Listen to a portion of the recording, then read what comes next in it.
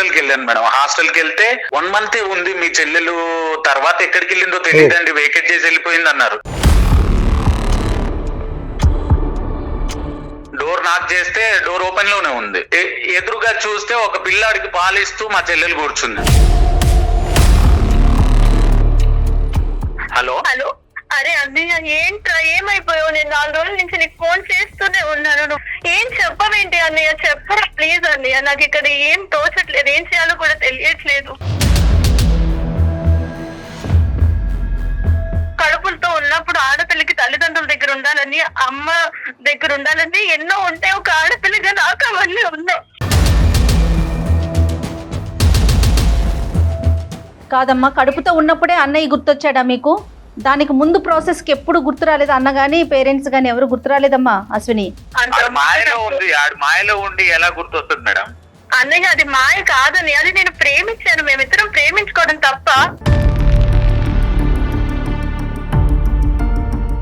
క్షమాపణ కోరితే నన్ను అర్థం చేసుకొని కూతురుగా దగ్గర తీసుకుంటారని నమ్మకం నాది. చిన్నప్పటి నుంచి నీకు అన్ని బెస్ట్ ఇచ్చిన నాన్న నువ్వు చెప్తే ఒప్పుకోరని ఎలా అనుకుంటావు అసలు? మేడం, కనీసం నాకు ఆ బాబుకి స్నానం చేయించడం కూడా నాకు తెలీదు.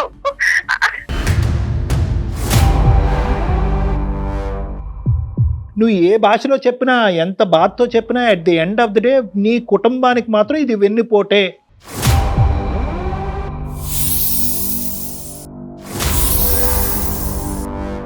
అందమైన జీవితానికి స్వాగతం. నమస్తే కళ్యాణ్ చక్రవర్తి గారు. నమస్తే జయ గారు.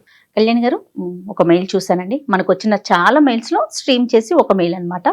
ఒక అన్న ఆవేదన అండి. తన చెల్లెలు చేసిన ఒక పనికి అతను మాట్లాడలేకపోతున్నాడు, అంటే ఏం చేయాలో అర్థం కాని సిచ్యువేషన్లో మనకి మెయిల్ చేశారు.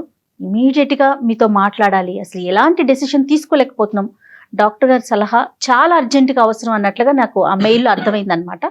అతని పేరు అర్జున్ అండి. ఓకేనమ్మా, నెంబర్ కూడా ఇచ్చారు, మరి కాల్ చేసేస్తాను, మాట్లాడు.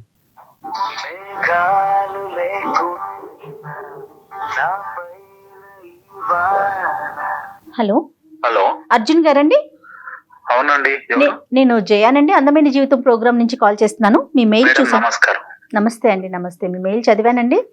నేను డాక్టర్ గారు, మన డాక్టర్ కళ్యాణ్ చక్రవర్తి గారు స్టూడియోలో నాతో పాటు ఉన్నారు. ఆయనకి జస్ట్ బ్రీఫ్ గా ఒక లైనే చెప్పాను. సో అర్జున్ గారు నమస్తే అండి. సార్ నమస్కారం సార్. నమస్తే నమస్తే. ఏంటి సార్, అన్న చెల్లెళ్ళ మధ్య జరిగేటటువంటి ఒక ఇదా ఏంటిది?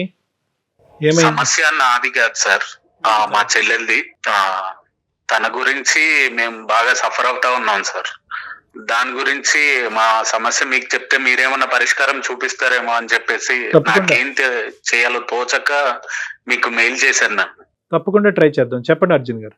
మాది పాల్వంచ సార్, తెలంగాణలో పాల్వంచ. నా పేరు అర్జున్.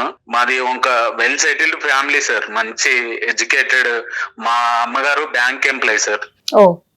మా నాన్నగారు ఒక విలువలు ఉన్న వ్యక్తి సార్, మంచి సమాజంలో మంచి విలువలు ఉన్న వ్యక్తి. మా చెల్లెలు కూడా బిఎస్సి నర్సింగ్ కంప్లీట్ చేసి నేను బెంగళూరులో జాబ్ చేస్తాను సార్. మా చెల్లెలు జాబ్ పర్పస్ లో హైదరాబాద్ లో వచ్చి ఇప్పుడు అంతా అక్కడి వరకు హ్యాపీగా ఉండింది సార్. ఎంత వయసు అండి చెల్లెలిది? ఎంత? చెల్లెల్ది 24 ఉంటుంది మేడం. BSc nursing. ఇక్కడి వరకు అంతా హ్యాపీగా ఉండింది మేడం. దాని తర్వాతే సమస్య మొదలైంది. అసలు ఎవరికి నిద్ర లేకుండా అసలు ఒక రకంగా అయిపోయింది. నేను బెంగళూరులో జాబ్ రీత్యా బెంగళూరులో సెటిల్డ్ మేడం. నేను పండగలకి వస్తూ వెళ్తూ, చెల్లెలు కూడా వస్తూ వెళ్తూ ఉంటుంది. తను హైదరాబాద్ లో ఉంది, జాబ్ చేస్తుంది తను. ఇద్దరు కూడా పండగలకి వాటికి పాల్వంచికి ఇంటికి వచ్చేవాళ్ళు. అవును, రైట్. ఓకే. ఇక అప్పటి నుంచి మామూలుగా నేను ఒక్కరిని వెళ్తూ వస్తున్నాను, కానీ 1 year నుంచి చెల్లెలు మాతో మాట్లాడడం తగ్గించేసింది. హైదరాబాద్ వెళ్ళిన కొత్తలో నేను ఫోన్ రోజు కాంటాక్ట్ లో ఉండేది. నాకు చాలా బాగా షేర్ చేసుకున్నాం. అసలు ఒక ఫ్రెండ్ లాగా ఉండేవాడిని మేడం తనతో కూడా.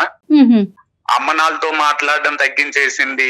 వాళ్ళు వస్తున్నా అంటే మీట్ అవ్వకుండా ఏదో ఒక కారణం చెప్పి వాళ్ళను అవాయిడ్ చేయడము, అంటే మీట్ అవ్వకుండా ఉండడము, ఇలా చేస్తుంటే మా పేరెంట్స్ నాకు ఫోన్ చేసి నన్ను కొంచెం గాబరా పడుతూ ఉంటదిగా మేడం పేరెంట్స్ కి.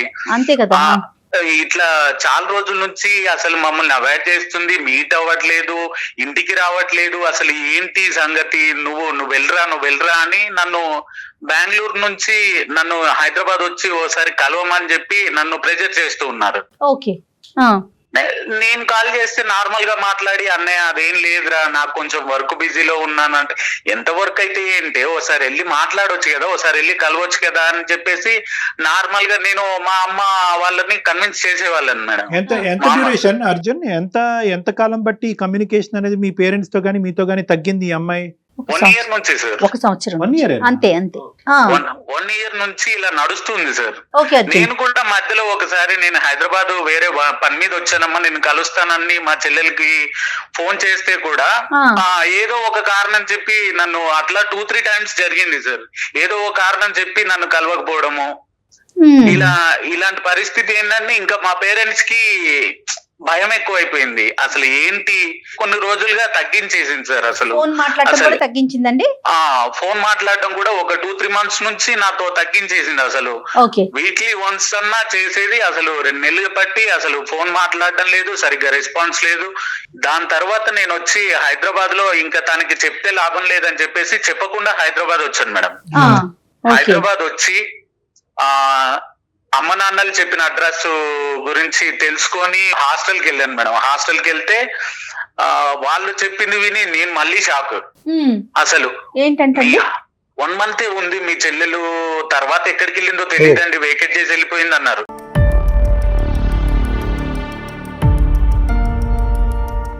నేను అసలు నాకేం తోచని పరిస్థితి, అసలు ఏంటి, అసలు ఎక్కడికి వెళ్ళింది ఏంటి, ఎవరిని కనుక్కోవాలి ఏంది అని అంటుంటే, హాస్టల్లో తన ఓల్డ్ ఫ్రెండ్ అంట. ఓల్డ్ ఫ్రెండ్ ఇట్లా మీ చెల్లెలు అశ్విని కదా, నాకు తెలుసు, తన గురించి అడుగుతుంటే నేను విని మీ దగ్గరకు వచ్చాను, ఇట్లా తను 1 month ఉండింది ఇక్కడ, తర్వాత నాకు సపరేట్ రూమ్ కావాలి అని చెప్పేసి వెళ్ళింది. నేనే ఒక దగ్గర టూలెట్ బోర్డు చూసాను, ఆ టూలెట్ బోర్డు అక్కడ ఉందో లేదో తెలియదు మరి ఒకసారి అని అంటే, నేను ఆ అడ్రస్ కి వెళ్ళాను. ఆ అడ్రస్ ఎలాగోలా కనుక్కొని ఆ అడ్రస్ కి వెళ్ళాను మేడం. అక్కడికి వెళ్ళాక నేను అసలు చాలా టెన్షన్, అసలు మా చెల్లెలు ఉందా లేదా అని. డోర్ నాక్ చేస్తే డోర్ ఓపెన్ లోనే ఉంది. ఎదురుగా చూస్తే ఒక పిల్లాడికి పాలిస్తూ మా చెల్లెలు కూర్చుంది.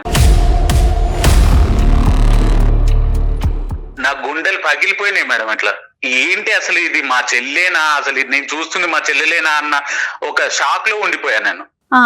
మాటలు రాలేదు అసలు, కళ్ళమటి నీళ్లు గారుతున్నాయి. అసలు ఏంటి, దీనికేంటి ఈ పరిస్థితి, అసలు ఏంటి అని నన్ను చూడగానే షాక్, తను కూడా షాక్ అయిపోయింది. ఒక రకమైన ఫీలింగ్, అసలు ఆవేదన, ఏంటి అసలు కోప్పడాలా జాలి పడాలా అసలు ఏం తోచని పరిస్థితి.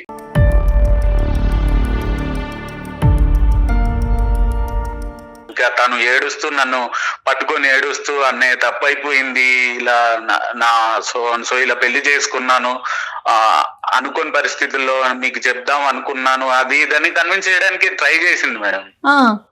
కానీ నా బాధ ఏంటి అంటే, అసలు ఇందులో కామెడీ అయిన విషయం ఏంటంటే, తను పెళ్లి చేసుకుంది ఒక ఆటో అని మేడం.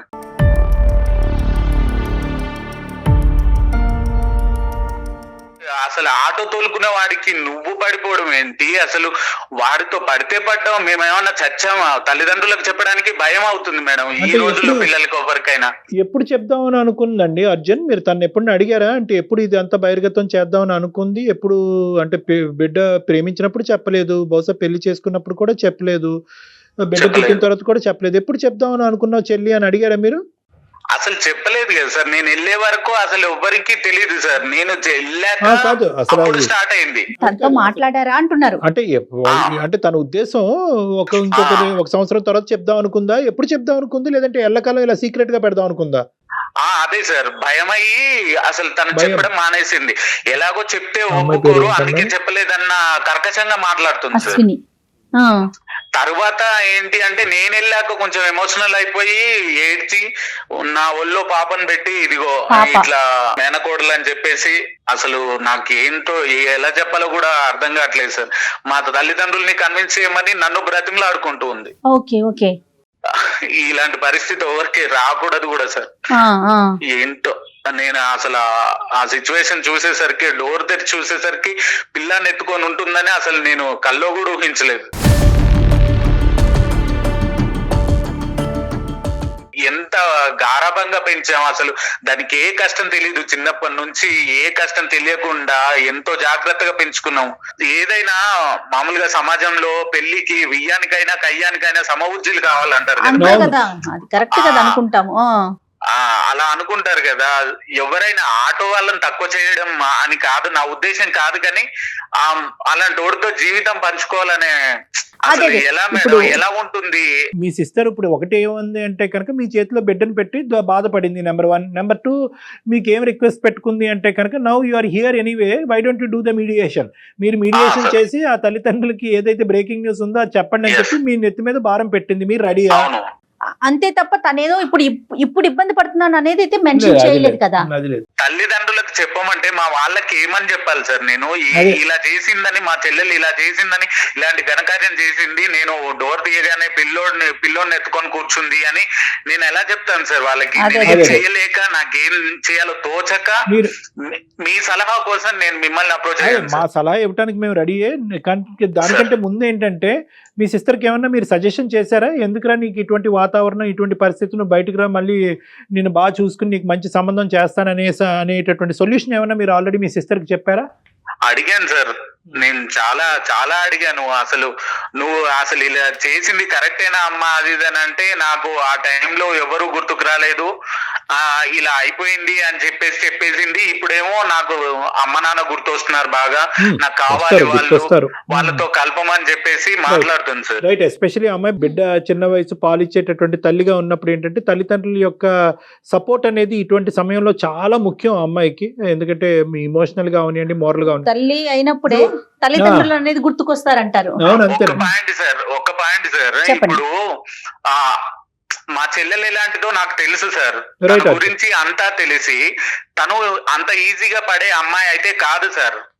ఎమోషనల్ గా ఏమన్నా బ్లాక్ మెయిల్ చేయడమా, లేకపోతే అసలు ఇది పెళ్ళేనా సార్? అది పెళ్లి అంటారా సార్?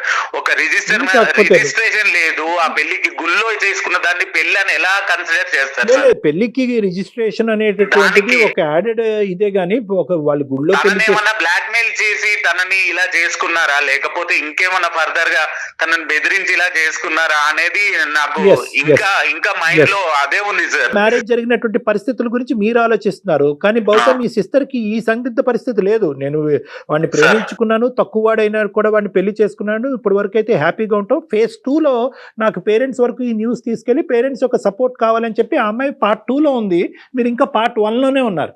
సో ఇక్కడ ఏంటంటే మీ ప్రశ్నలకు సమాధానాలు అనేటటువంటిది ఈరోజు సెకండరీ. ఎందుకు సెకండరీ అంటే కనుక ఆ అమ్మాయి ప్రయాణంలో ఇబ్బంది పడుతుంది, నరకయాత్ర చూస్తుంది, అన్నయ్య నీ కాళ్ళ వేళ పడతాను, నన్ను ఇందులోంచి బయటకు తీసుకెళ్ళు అంటే కనుక అది డిఫరెంట్ స్టోరీ. అప్పుడు మీ ప్రశ్నలకి సమాధానం చెప్పాల్సిన అవసరం ఉంది.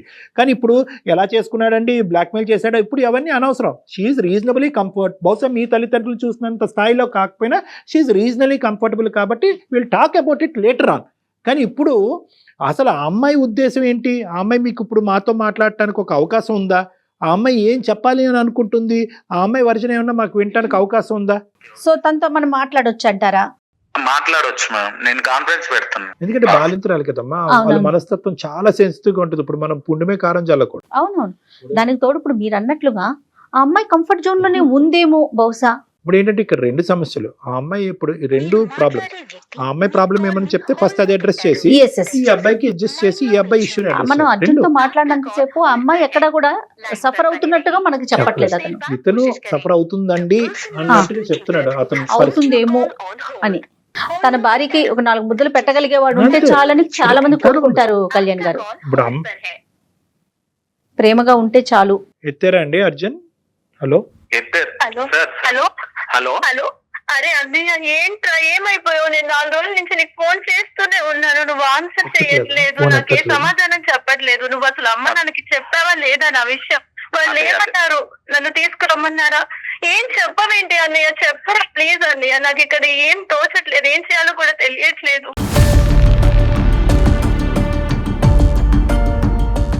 దాని గురించే మాట్లాడడానికి నాకేం చేయాలో తెలియక అసలు ఏం తోచక నువ్వు ఇచ్చిన షాక్ కి ఇంకా కోలుకోలేదమ్మా నేను. దాని గురించి కళ్యాణ్ చక్రవర్తి గారు డాక్టర్ ఒకసారి సార్ లైన్ లో ఉన్నారు, మాట్లాడు. హలో హలో నమస్తే అమ్మా, నీ పేరేంటమ్మా?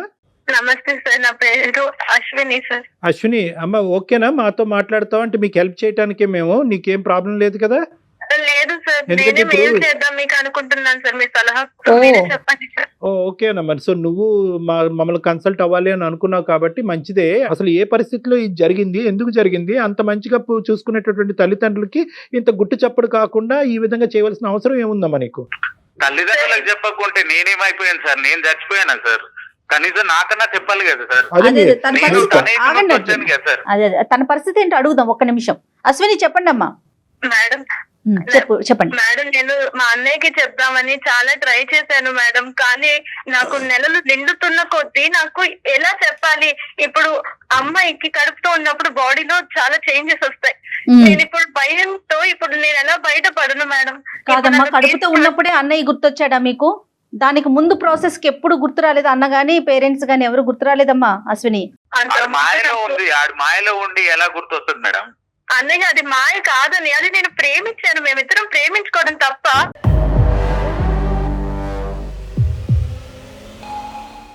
ఎవరినమ్మా నువ్వు చేసింది ప్రేమ? మేము గుర్తు రాలేదు అప్పుడు?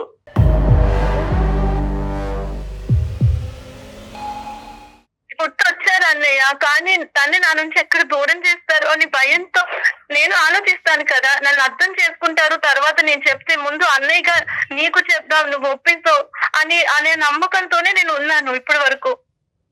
ఇప్పుడు చెప్తే కదా, బిడ్డ పుట్టే వరకు కనీసం మాకు మేము తెలుసుకున్న దాకా మీరు చెప్పలేదు.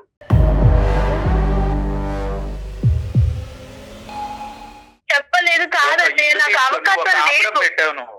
నా ఎమ్మటి కూడా చాలా మంది పడ్డారు, నీకు కూడా తెలుసు. నేను నీతో షేర్ చేసుకుంటాను ప్రతి ఒక్కటి. నేను అలా చేశానా?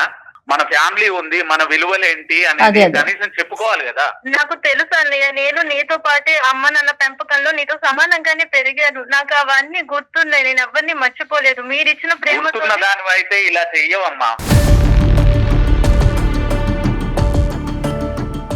కనీసం నా బాధనైనా నేను ఎక్స్ప్లెయిన్ చేసుకోవాలి కదా సార్. కరెక్టేనమ్మా, కానీ ఇప్పుడు ఏ బాధ నువ్వు ఎన్ని క్లిష్టమైన పరిస్థితుల్లో మీ ప్రేమ తెగిపోతుందో, పెళ్లి వరకు ఒప్పుకోరో ఎన్ని చెప్పినా కూడా at some point or the other మీ అన్నయ్య వచ్చి తలుపు తెరిచి చూస్తే గానీ నువ్వు చెప్పలేవు. లేదంటే ఎప్పుడు చెప్పుండేదానివి?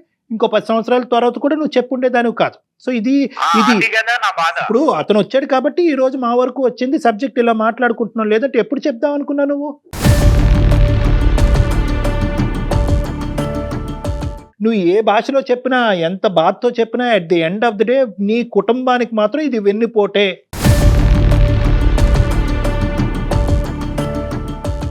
ఇది వెన్నుపోటే. ఈ పరిస్థితి చేస్తావని చెప్పి మీ తల్లిదండ్రులు కల్లో కూడా అనుకోలేదు. పెళ్లి కోసము ఎంత గ్రాండ్ గా ప్లాన్ చేస్తున్నాడు సార్ మా నాన్న. అయితే ఏ లోటు లేకుండా చాలా గ్రాండ్ గా చేద్దాము, అసలు మా కూతురు పెళ్లి అంటే ఒక 10 కాలాలు చెప్పుకునే విధంగా జరగాలన్న స్థాయిలో ఆ ఏర్పాట్లలో ఉన్నాడు సార్. అంటే అంత పెద్ద ఏర్పాట్లు వాళ్ళు చేస్తున్నారని మీ చెల్లికి తెలియదేమో బహుశా. ఇప్పుడు వీళ్ళందరూ పెద్ద పందిరేసి అంగరంగ వైభవంగా భోజనాలు పెట్టి ఊరందరినీ పిలిచి చేస్తే దాన్నే పెళ్ళంటారా? ప్రేమించుకుని దేవుడి ముందు సమక్షంలో చేసుకున్నది పెళ్లి కాదా సార్? అమ్మా, అది తప్పు కాదు, ఇది తప్పు కాదు, అది గొప్పది కాదు, ఇది గొప్పది కాదు. కానీ at the end of the day తల్లిదండ్రులు అన్న తర్వాత ఒక ఆశ, కోరిక, ఒక పరువు, ఒక ప్రతిష్ట అనేటటువంటిది ఉంటాయి కదా సమాజంలో. సో వాళ్ళు కళ్ళగన్నారు కాబట్టి ఆ కళ్ళు తప్పు అని నువ్వు ఇప్పుడు ఈ అబ్బాయిని ప్రేమించావు కాబట్టి నువ్వు ఆ అబ్బాయిని వెనకదారి నుంచి వెళ్ళి పెళ్లి చేసుకున్నావు కాబట్టి ఈ రోజు నువ్వు ఇలా మాట్లాడుతున్నావు. ఒకప్పుడు ఈ అబ్బాయిని ప్రేమించకుండా పెళ్లి చేసుకోకుండా ఉంటే కనుక మీ అన్నయ్య ఏదైతే పాట పాడాడో అదే పాట పాడుతూ ఉండేదానివి. ఏమంటే పెళ్లి అంటే ఇంత అంగరంగ వైభవంగా జరగాలి, మా తల్లిదండ్రులు ఇంత గొప్పగా నా పెళ్లి చేద్దాం అనుకున్నారు అనే మాట్లాడేదారు. ఇప్పుడు ఈ ఇష్యూ నీ జీవితంలో జరిగింది కాబట్టి దాన్ని క్రిటిసైజ్ చేస్తున్నావు. జరగడానికి ఒక రీజన్ ఉంది సార్. మా వాళ్ళు చాలా సాంప్రదాయబద్ధంగా పరువుకి, ప్రతిష్టలకి, ఆ స్థాయిలన్నిటికీ విలువలు ఇస్తారు. కానీ నాకు సంబంధించి నా ఇష్టాలు ఏంటి అనేవి వీళ్ళ ఎప్పుడు విలువ ఇవ్వలేదు సార్. వాళ్ళు కాదు సార్, తను 10 రూపాయలు అడిగితే 100 రూపాయలు ఇచ్చేవాడు సార్. మా నాన్న అలా పెంచాడు దాన్ని. అంటే ఇప్పుడు సడన్ గా మీ సిస్టర్ కి మీ తల్లిదండ్రులు పెంచిన విధానాన్ని క్రిటిసైజ్ చేయాలని అనిపిస్తుంది. ఎందుకంటే మరి అంత క్రిటిసైజ్ చేసేటటువంటి అమ్మాయి ఈ రోజు మీ తల్లిదండ్రులకి మీ అన్నయ్య ద్వారా చెప్పాలన్న ఆలోచన ఎందుకు అమ్మాయి? ఇదే గుట్టు చప్పుడు కాకుండా ఉండండి, ఎంతకాలం అయితే అంతకాలం. ఎందుకు ఇప్పుడు సడన్ గా ఎందుకు అంత సడన్ గా వాళ్ళ ప్రేమ గుర్తొచ్చింది? గురించి ఎంత బాధపడుతున్నావు, నిద్ర లేని రాత్రులు అసలు ఏమని చెప్పాలి నేను? నేను అలాగే ఆలోచిస్తున్నాను రా. నాకు మీరెవ్వరు మర్చిపోలేదు. నాకు కడుపులతో ఉన్నప్పుడు ఆడపిల్లకి తల్లిదండ్రుల దగ్గర ఉండాలని, అమ్మ దగ్గర ఉండాలని ఎన్నో ఉంటాయి. ఒక ఆడపిల్లగా నాకు అవన్నీ ఉన్నాయి.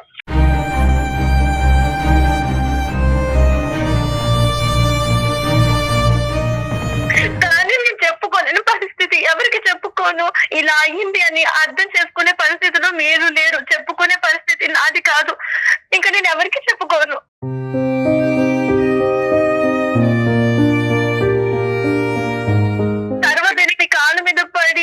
క్షమాపణ కోరితే నన్ను అర్థం చేసుకొని కూతురుగా దగ్గర తీసుకుంటారన్న నమ్మకం నాది. చిన్నప్పటి నుంచి నీకు అన్ని బెస్టే ఇచ్చిన నాన్న నువ్వు చెప్తే ఒప్పుకోరని ఎలా అనుకుంటావు అసలు?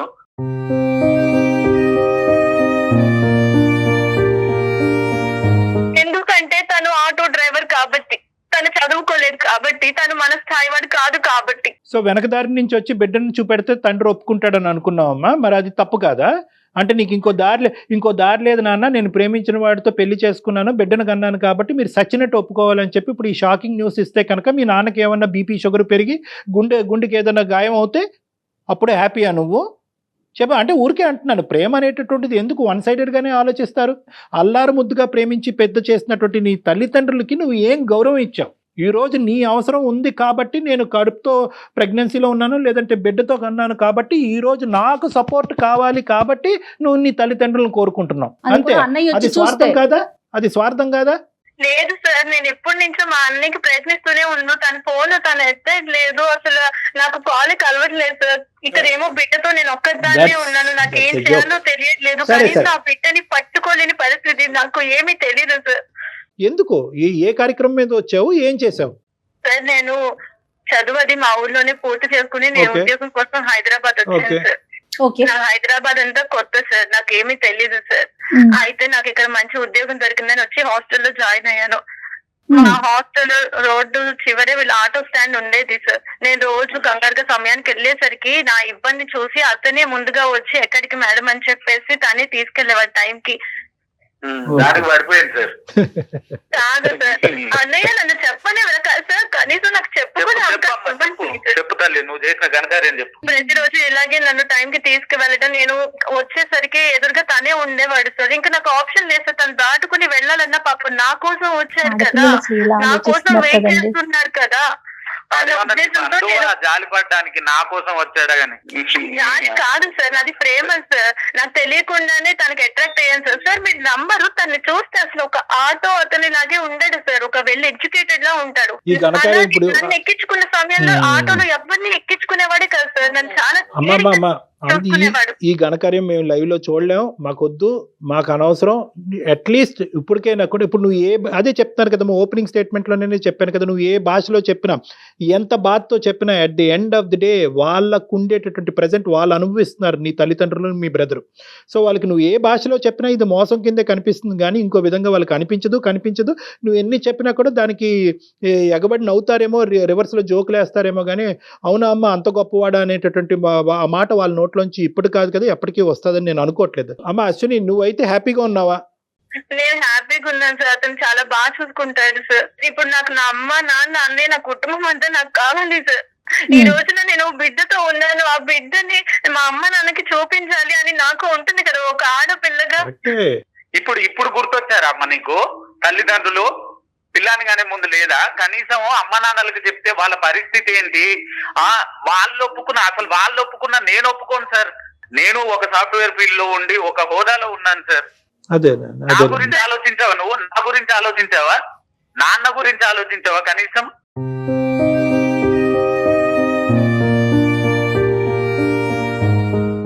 నేను చెప్పిన బాధని ఆడపిల్లగా అన్నయ్య అర్థం చేసుకుంటాడు. అమ్మ నాన్న తర్వాత అన్నయ్య నాకు అన్న అనుకుంటే ఇప్పుడు అన్ని అనుకున్నప్పుడు ప్రేమించేటప్పుడు లేనిది ఎప్పుడు చెప్పాలి? నువ్వు ప్రేమించేటప్పుడు చెప్పాలి. చెప్పాలి, అన్నయ్య నాకు ఇదిరా, నేను ఇలా లవ్ చేస్తున్నానని చెప్పుంటే నేనేమన్నా చేసేదాన్ని. నేను చూసే వరకు తెలీదు, ఒళ్ళో పిల్లోని పెట్టుకొని ఉన్నావు. నేను వచ్చేసరికి నేను ఎలా రియాక్ట్ కావాలి, నేను ఏమని చెప్పుకోవాలి తల్లిదండ్రులకు సమాధానం?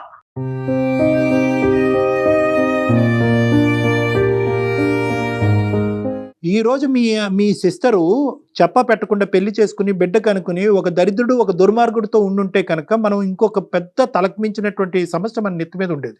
ఈ రోజు మనందరం హ్యాపీగా ఉండేటటువంటి అంశం ఏంటంటే at least she's happy there, we have to agree upon it. ఇందాక నేను మీ సిస్టర్కి ఫోన్ కలప ముందు కూడా ఇదే మాట అన్నాను, we have to see whether she's happy there. If she's happy there, ఒక ఏరియా ఆఫ్ ద ఇష్యూ మనకి సమస్య తీరిపోయినట్టే. మేడం కనీసం నాకు ఆ బాబుకి స్నానం చేయించడం కూడా నాకు తెలీదు. నాకు ఇలాంటి పరిస్థితుల్లో నా వాళ్ళు అంటే ఈ మాట మాట్లాడకూడదు తల్లి. అశ్విని, స్నానం చేయించడం కూడా తెలీదు. Very good. నువ్వు అంత చిన్నదానివి, నీకు ఆ మెచ్యూరిటీ లెవెల్స్ లేవంటున్నావు. కానీ మరి నువ్వు చేసిన పనేంటి? అదేమన్నా నీ పుస్తకం నీకు ఇష్టం వచ్చినట్టు రాసేసుకొని ఎరేజర్ తో చెరిపేయటానికి జీవితం కదా? ఎరేజర్ తో చెరపడం కూడా కాదు మేడం, ఆ పుస్తకాన్ని అందరినీ చదవమంటుందా? నేను కాళ్ళ మీద పడి క్షమాపణ అనడానికి నేను Ready, సిద్ధంగా ready, ఉన్నాను. okay. శిక్షించిన పర్లేదు, నాకు మా అర్జున్. అన్న మా అన్న కొట్టినా నాకు పర్లేదు. ఓకే. కానీ నాకు కావాలి, కొట్టే నా కుటుంబం family కాదులేమ్మా, కొట్టి తిట్టి హింస పెట్టే కుటుంబం కాదు ఇది. నాకు బాగా అర్థమైంది. అటువంటి కుటుంబం కాదు. అటువంటి కుటుంబం అయితే కనుక మీ అన్నయ్య ఇంత సున్నితంగా ఇంత సానుకూలంగా మాకు ఫోన్ చేసి మా ద్వారా మాట్లాడించండి. ఎప్పుడో నీ 2 చెంపలు పగలగొట్టేవాడు. వాళ్ళకి కొద్ది టైం ఇవ్వండి, నెంబర్ 1. నెంబర్ 2, అర్జున్ నువ్వు కూడా టైం తీసుకుని ఏ విధంగా ఈ ఇష్యూని మీ పేరెంట్స్ వరకు తీసుకెళ్లాలని దయచేసి ఆలోచించండి. ఎందుకంటే ఈ రోజు మీ సిస్టర్కి only 1 and only source of help మీరే. అది నెంబర్ 1. నెంబర్ 2 ఏంటంటే కనుక ఒకప్పుడు ఈ మెసేజ్ని మీ పేరెంట్స్ వరకు తీసుకెళ్ళటానికి మా వంతు ప్రయత్నం ఏదైనా చేయాలి అంటే ఒక టెక్నికల్గా ఈ ఇన్పుట్ వాళ్ళకి అందజేయాలి, వాళ్ళు బాధపడకుండా. ఎందుకంటే నాకు ఒక సపోర్ట్ కావాలి, మా సిస్టర్కి నాకు ఇంకా షాకింగ్గానే ఉంది, ఈ షాక్లో నేను తేరుకోకుండా మా తల్లిదండ్రులకు ఎటువంటి షాక్ ఇస్తానో అనే భయంతో నేను ఎలాగ వాళ్ళు కమ్యూనికేట్ చేయాలనే క్వశ్చన్ మార్క్ మీ మైండ్లో ఉంది. కాబట్టి అటువంటి సపోర్ట్ సిస్టమ్ ఏమన్నా మా ద్వారా మీకు హెల్ప్ చేయాలంటే దానికి కూడా మేము రెడీగా ఉన్నాం. కాబట్టి ఇక్కడ పెద్ద మనసు చేసుకుని మీరు ఒక మెట్టు దిగి ఒక ఆలోచనతో ఎందుకంటే ఈ రోజు ఆ అమ్మాయి హ్యాపీగా ఉంది కాబట్టి వాళ్ళకి చెప్పడం ఎంత ఇంపార్టెంటో ఇక్కడ మీ అమ్మాయి యొక్క జీవితాన్ని కూడా కాపాడటం అంతే ఇంపార్టెంట్. అర్జున్ ఓకేనా? Thank you ma'am. ఆలోచించండి అర్జున్, మీరు కూడా కొంచెం ఒకసారి ఆలోచించండి. మీది చిన్న వయసే, మీకు చాలా ఫ్యూచర్ ఉంది. ఇప్పుడు ఏంటంటే మీ పెళ్లి మీద కూడా కొన్ని క్వశ్చన్ మార్క్స్ పడతాయి. ఇలాంటి రకరకాల పరిస్థితులు ఉన్నా కూడా ఈ రోజు మీరు తప్ప ఆ అమ్మాయికి ఇంకో దిక్కు లేదు కాబట్టి మిమ్మల్ని రిక్వెస్ట్ చేయవలసినటువంటి అవసరం పడుతుంది. మా అన్నయ్య నాకు ఏం జరిగినా ఇక్కడ ఉన్నాను, కానీ ఇలా మిస్అండర్స్టాండ్ చేసుకుంటారని అనుకోలేదు సార్. నాకు మా వాళ్ళు ఏదో మోసం చేద్దామన్న ఉద్దేశం లేదు. సరేలే, సరే సపోర్ట్ ఇవ్వని వాడిని అయితే అదే రోజు నేను నిన్ను ఈడ్చుకొచ్చి నా ఇంటికి తీసుకెళ్లేవాడిని నేను. సరే అయిపోయిందా, ఇంకా అవన్నీ వద్దు అర్జున్. మీరు ఇంత బాధపడుతున్నా కూడా మా మీద గౌరవంతో మీరు దీనికి ఏకీభవించినందుకు చాలా ఆనందం. మా తరపున ఇంకా సపోర్ట్ కావాలంటే మీ పేరెంట్స్ కమ్యూనికేట్ చేయడానికి మేము కూడా అది రెడీగానే ఉన్నాం. వాళ్ళకి సర్ది చెప్పే విధంగా వాళ్ళకి చెప్పి వాళ్ళ మీద పెద్ద షాకింగ్గా ఉండకుండా ఉండటానికి గురించి. సో మా సపోర్ట్ కూడా మీకు ఉంటుంది. Thank you Arjun for accepting our advice. Thank you sir. Okay Ashwini, thank you. మా బాయ్, జాగ్రత్తగా ఉండు. Right, thank you sir. Thank you madam. Thank you. All the best. ప్రేమ తప్పు కాదు, ప్రేమించి పెళ్లి చేసుకోవటం తప్పు కాదు, కానీ ప్రాసెస్ అనేటటువంటిది ఇంపార్టెంట్. తల్లిదండ్రుల యొక్క గౌరవం, కుటుంబం యొక్క పరువు కాపాడవలసినటువంటి బాధ్యత అటువైపు అబ్బాయికి ఉంటుంది, ఇటువైపు అమ్మాయికి ఉంటుంది. మంచోడు అని చెప్పేటటువంటి ఈ అబ్బాయి ఎవరైతే పెళ్లి చేసుకున్నాడు ఈ అబ్బాయి, ఆ అబ్బాయి అన్న ఈ అమ్మాయికి చెప్పాలి, ఇది కాదు పద్ధతి, మనం ఏంటి పిల్లలు కనేసిన తర్వాత వెళ్ళి తల్లిదండ్రులకు చెప్పడం కాదు, రేపొద్దున చాలా ప్రమాదాలు ఉంటాయంటే అక్కడ ఉంటుంది అతను మంచితనం. ఈ అమ్మాయిని బాగా చూసుకోవటం వరకే కాదు, ఆ అమ్మాయి కుటుంబం, ఆ కుటుంబంలో ఉండే పరువు, ఆ ఊర్లో ఉండే ప్రతిష్ట కాపాడవలసినటువంటి బాధ్యత కూడా పెళ్లి చేసుకున్న వ్యక్తి మీద ఉంటుంది, ఈ అమ్మాయి మీద ఉంటుంది. ఇవన్నీ మర్చిపోయి మంచి అంటే ఏది మంచి? ఇప్పుడు అన్ని చక్కగా చూసుకోవటం వరకు అది మంచితనం ఎలా అవుతుంది అంటారు, అంతేనా? అంతేనమ్మా. అంటే అన్ని ఆడపిల్లలు ఇలాగే ఆలోచిస్తున్నారు కదా కళ్యాణ్ గారు. ఈ రోజు అర్జున్ ఇంత ముందుకు వచ్చి ఇలా ఒప్పుకోవటం కూడా చాలా గ్రేట్ అమ్మా. చాలా మంది అన్నయ్యలు అలా ఒప్పుకోరు. ఎందుకు నో ఐ డోంట్ యాక్సెప్ట్, చూడట్లేదు చావరేవో నువ్వు అందులోంచి బయటపడు, తెలుసో తెలియదు తప్పు చేసావని అంటారు. ఆ అబ్బాయి పెద్ద మనసు తీసుకుని మన సపోర్ట్ తీసుకుని ముందుకెళ్ళటం. అసలు మెయిల్ చేయటమే గ్రేట్ కదా ఇలాంటి విషయాన్ని, ఫ్యామిలీకి సంబంధించిన ఒక విషయాన్ని. ఎటువంటి హెల్ప్ కావాలన్నా మన సైడ్ నుంచి ఇద్దాం అమ్మా. ఎందుకంటే ఆ అబ్బాయి కూడా చిన్న వయసే, ఈ పోరాటం పెద్ద పోరాటం. మన సైడ్ నుంచి పూర్తి సపోర్ట్ కూడా ఇద్దాం. తప్పకుండా కళ్యాణ్ గారు. థ్యాంక్ యూ జయ గారు.